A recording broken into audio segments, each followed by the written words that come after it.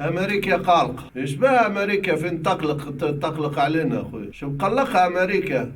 قالق على رجال الاعمال متاعنا، حرق الحليب على رجال الاعمال. والله كان جاي عندنا حتى حليب احنا رانا حرقنا معاكم الحليب، اما احنا ما عندناش حليب. معناتها امريكا ما قلقت كان على رجال الاعمال متاعنا احليلي.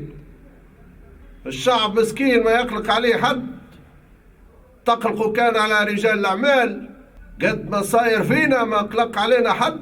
هذا مش دولة تقلق علينا، ثماش بلاد، ثماش قرية، ثماش دوار يقلق على الشعب. أمريكا قلق على رجال الأعمال تاع تونس، كيفاش وقفوهم متقلقة، تعرف على القلق متاعها. الشعب المقهور اللي ياكل من الزبلة ما تقلق عليه حد. نهار كل ندوروا على بقو حليب ويترازيت ما تقلقتوش عليه. وهسه بالك امريكا خويا ديما قلق علينا. ليه قلق علينا؟ مو لاباس.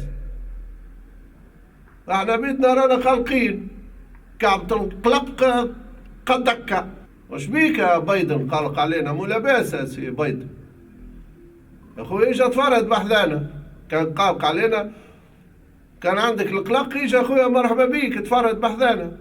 نزوك الدحدح، نزوك البلفيدير، شوف الحيوانات اللي عايشين معاها هنا كيفاش. نزوك حتى شو اسمه هذاك نادي افانتي اللي عملتها نجله. هاونا منك تدور حزامك من تنحي شويه قلق. ايش اخويا مرحبا بيك اخويا، ايش انت والبراك قلقين انتم، مرحبا بيك. ايش نعمل حمام في الزريبه، قال نعملوا لك طياب باهي يمزدك ينحيك اكلوا سخ. وسع بالك اخويا قلق علينا، وسع بالك. مو لاباس قلق علينا اخويا، وسع بالك شويه معانا.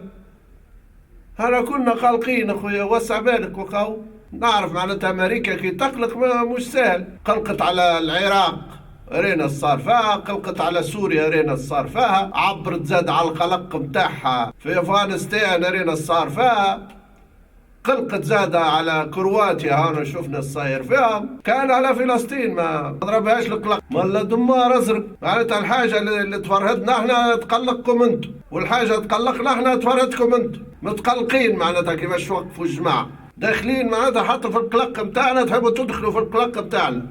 برا يديك برا اقلقوا بعيد، برا يديكم اقلق غادي، برا اقلق بعيد.